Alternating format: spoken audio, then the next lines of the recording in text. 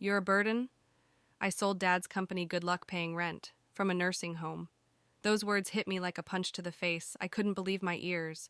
My son, the child I had sacrificed everything for, was now saying such cruel things to me. I stood there frozen, feeling like time had come to a complete stop. Everything around me suddenly became blurry with nothing but a vast emptiness and an overwhelming sense of pain.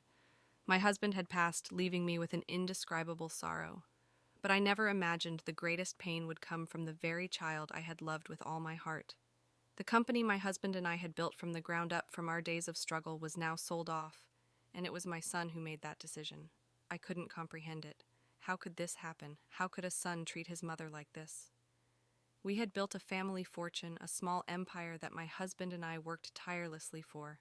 That company wasn't just a source of income, it was everything we had dedicated our lives to. Yet now it was gone in an instant, with no explanation and no respect for the woman who had once been a mother and wife. Good luck paying rent from a nursing home. Those words echoed in my mind like a knife slicing through my heart. My son's words weren't just an insult about money, they were an endless cruelty.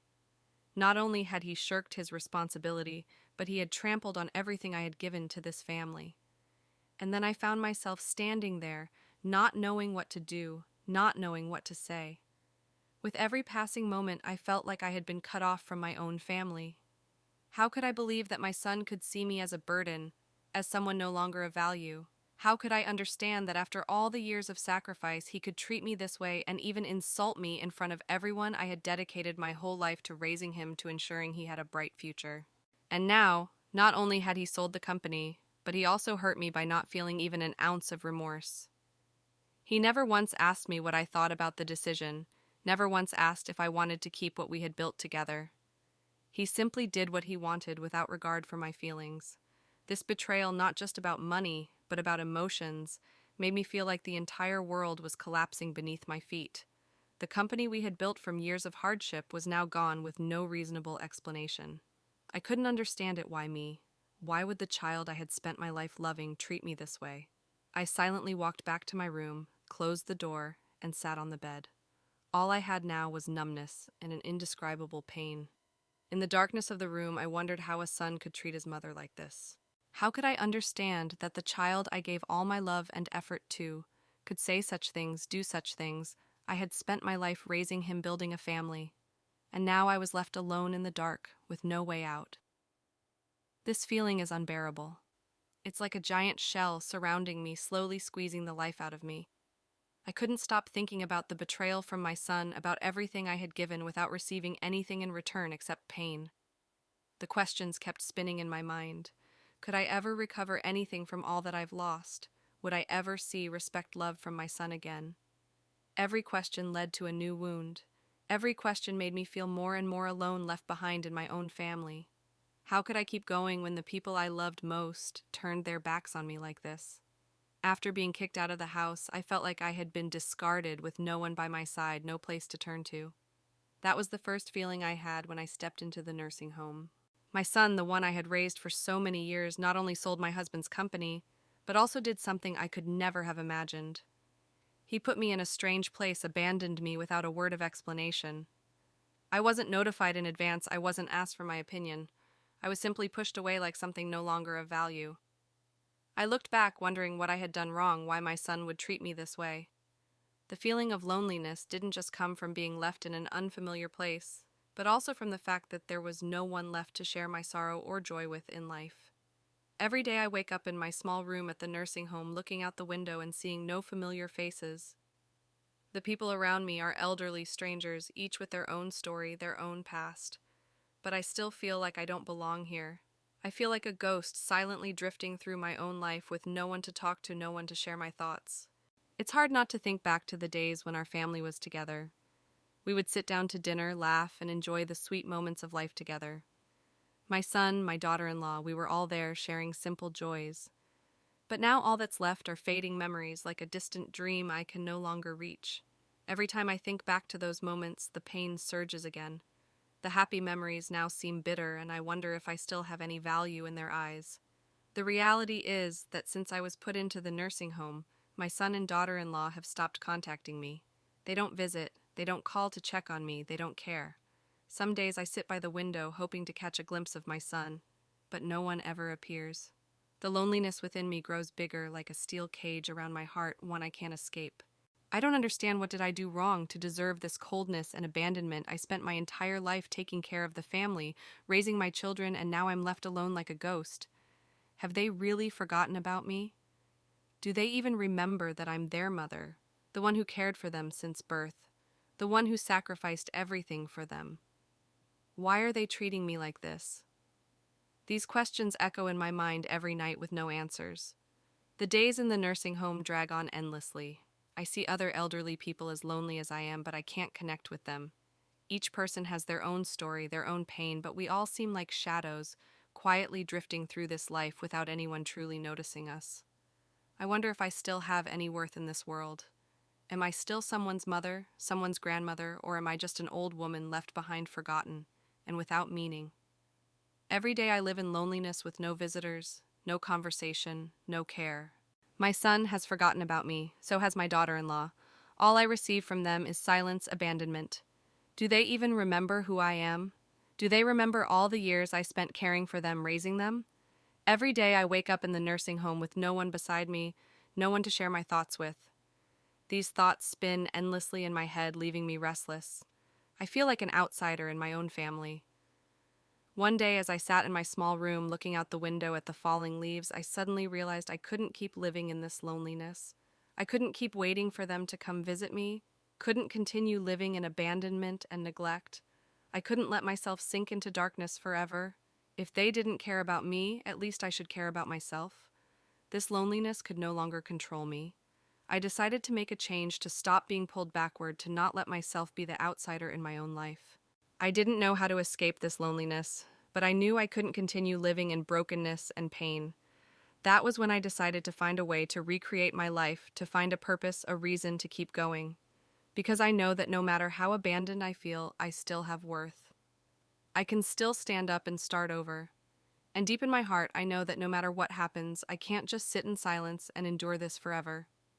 Sitting in my small room at the nursing home, looking out the window, I asked myself, is this the end of everything I built? Will my life just end here in a place where no one cares, no one remembers me, and I'm left alone in an unescapable solitude? But then I realized something important. I can't let this pain define my life. Pain is a part of life, but I can't let it consume me forever. I decided that no matter where I am, no matter how lonely and sorrowful my circumstances, I will stay strong and not let this betrayal control my life. In the early days of being at the nursing home, I didn't know what to do. I felt like I had fallen into an endless abyss. Everything seemed too difficult to face. But instead of continuing to cry, I began to change my perspective on life. I stopped crying. No matter how many tears I shed, they couldn't change the situation. No one visited, no one cared, but I couldn't let myself drown in that sadness forever. After all, I only have myself left. I began to live a simple life. Each day I woke up early, doing little things in my room, making the bed, tidying up tasks I once thought were meaningless when I was too busy with the family. I no longer waited for someone to visit or call. I took care of myself, finding joy in small things like reading, enjoying the view around me, or simply sitting quietly to feel the rhythm of life.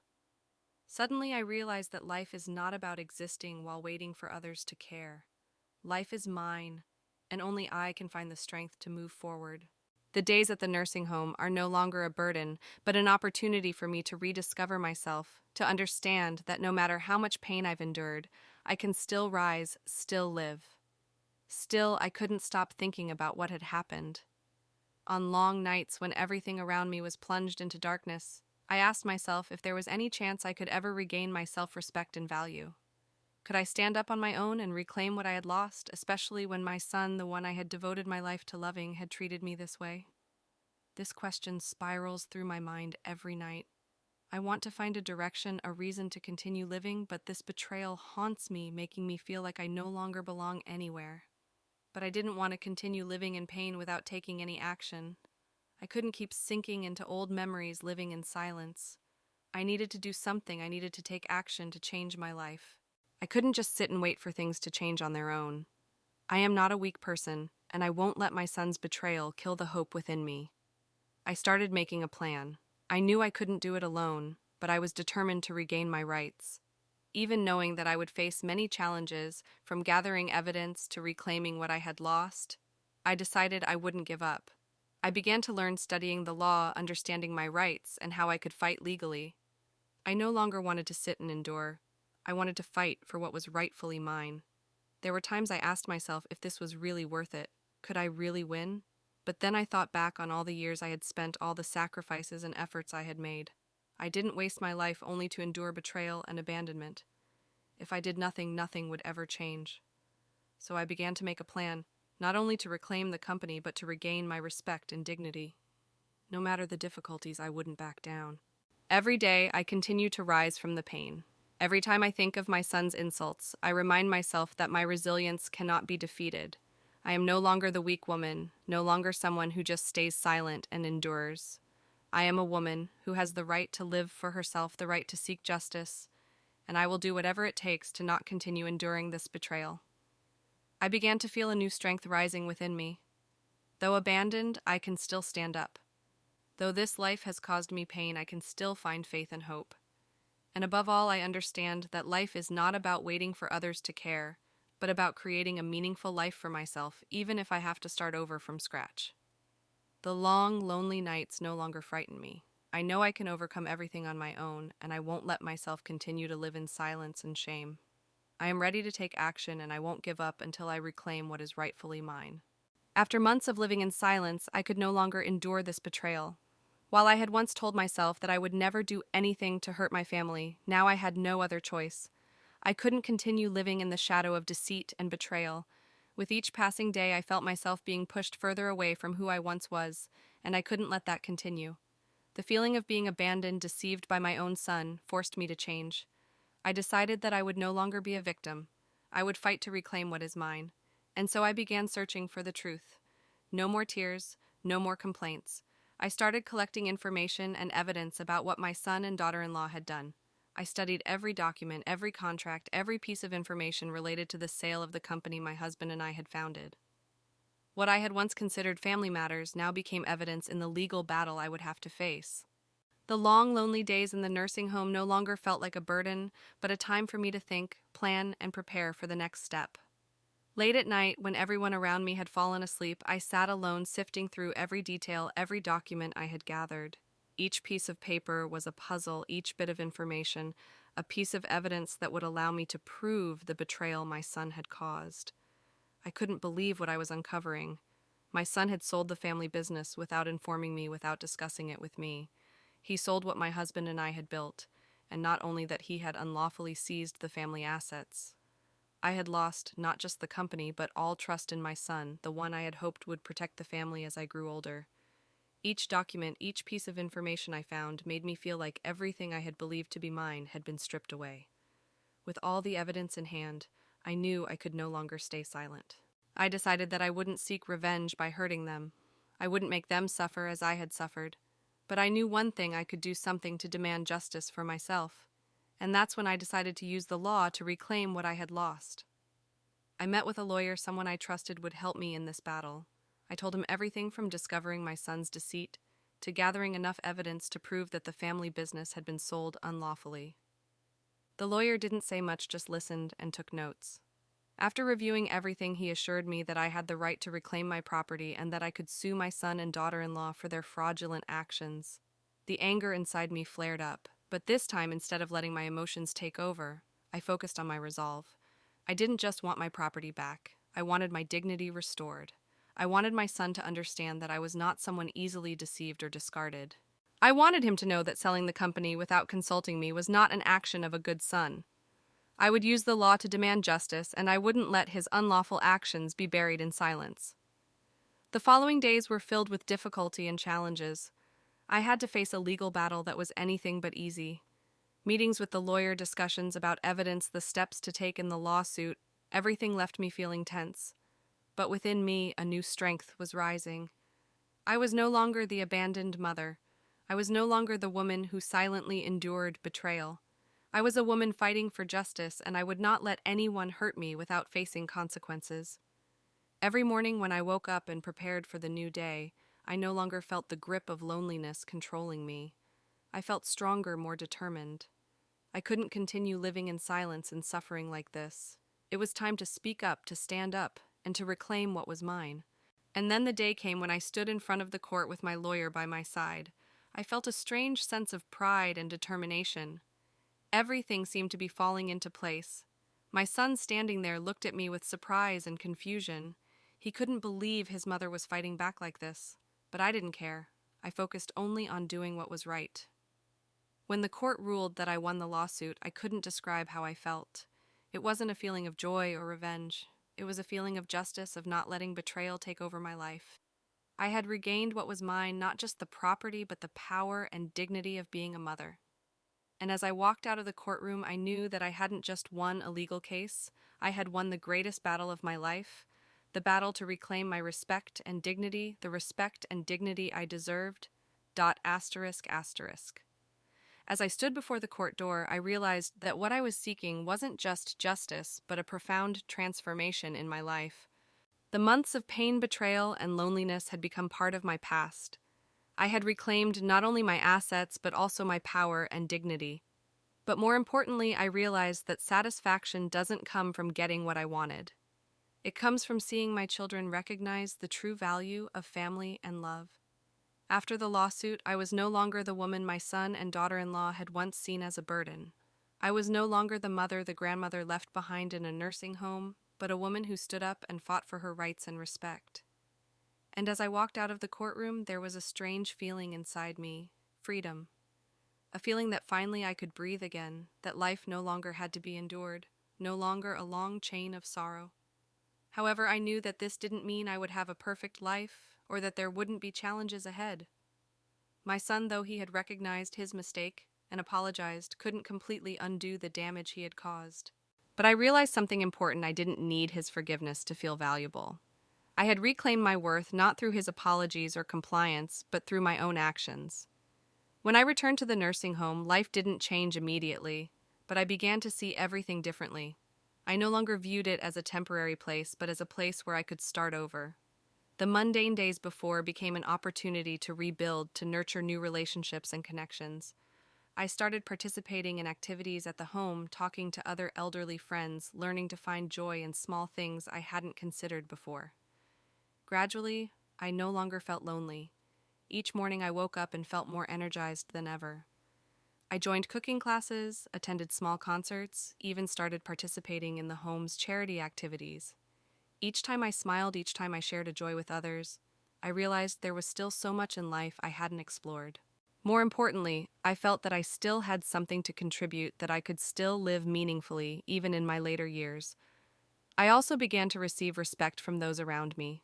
They no longer saw me as just an old woman in a nursing home, but as someone with life experience, someone who could share valuable lessons. I realized that it wasn't recognition from my children or my family that mattered, but the respect of those around me. That was when I understood that family isn't just about blood relations. It's about those who are willing to love and respect you, no matter who you are or where you are. There were nights when I sat in my room looking out the window, reflecting on everything I had been through. The lonely nights in the nursing home no longer felt like pain, but part of my growth process. I had learned how to live alone without feeling emotionally deprived. I had learned that fulfillment doesn't come from having what I want, but from appreciating what I have and finding joy in life's small moments. But what satisfied me the most was the change in my relationship with my son and daughter-in-law. After I won the lawsuit and they saw that I was no longer the vulnerable one, they began to change their attitudes. My son started calling to check on me more often. He no longer avoided me or treated me like a burden. Instead, he began asking for my opinions on important decisions in his life. And my daughter-in-law did the same. She started visiting me more regularly, no longer cold or avoiding me like before. However, I didn't need them to visit every day, nor did I need them to apologize or make up for the past. What mattered was that I had proven to them that I still had value, that love and respect in a family cannot be bought or traded. I didn't need their obedience or pity. I just needed them to understand that I am a person of value, no matter how much suffering I've endured. In the end, I realized that happiness doesn't come from regaining assets or power, but from living in freedom, in respect and love, even if that love comes from myself. What I did wasn't revenge. It was a fight to protect myself, to assert that I am still a woman with the right to freedom, the right to live happily, and the right to decide my own life. And now, as I look back on everything that has happened, I have no regrets. I lived my life with strength and courage, and I know that no matter what challenges lie ahead, I am ready to face it all, not for revenge, but to live fully and freely. After everything I've been through, I realize that life is not about what I've lost, but about what I've learned from that pain. I've not only regained the assets and dignity I had lost, but more importantly, I've found myself again. I am no longer the weak woman enduring betrayal and being forgotten. I've stood up on my own, fought for what belongs to me, and now I no longer feel abandoned. I have found peace within myself. Looking back, I see how far I've come. I've had to face challenges I never imagined in my life. But one thing I've learned through this journey is peace is not something you can buy with money or power. It doesn't come from regaining assets or the respect of others. True peace comes from within, from accepting and forgiving, from being confident in your own worth, and knowing that life can go on no matter what has happened. I've started living a simpler life. After winning the lawsuit, I no longer let myself get caught up in complicated relationships or live for the approval of others. I no longer wait for my son or daughter-in-law's attention. Even though they've changed and started contacting me more, I don't let those things change my view of life. I've learned how to live independently, finding joy in small things and cherishing each moment of life.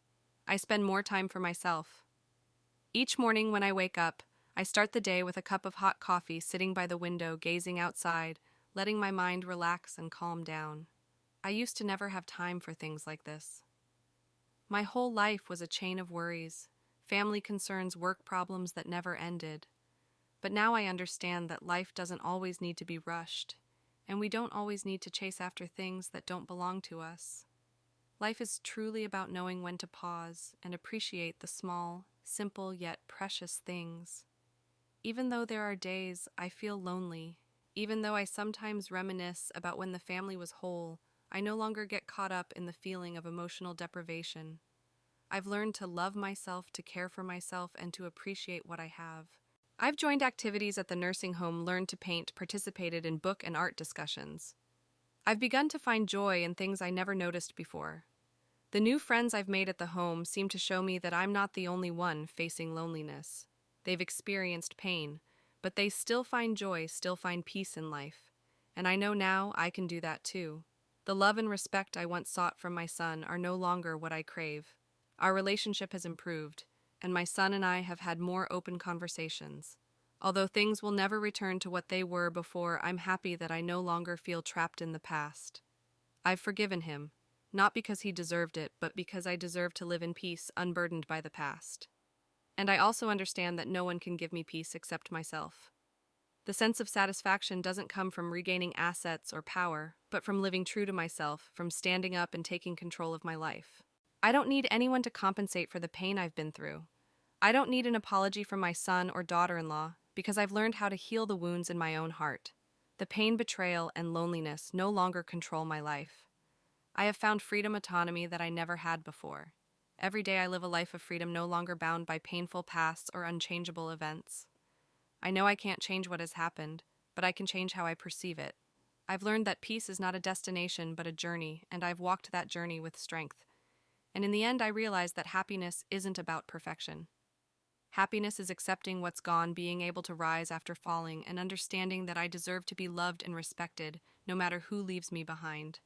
Life has given me a second chance, and I won't let it pass by in vain. I will continue to live, continue to learn, and continue to love myself. Because I know that only by loving myself can I truly love others, and that is the greatest happiness I can have.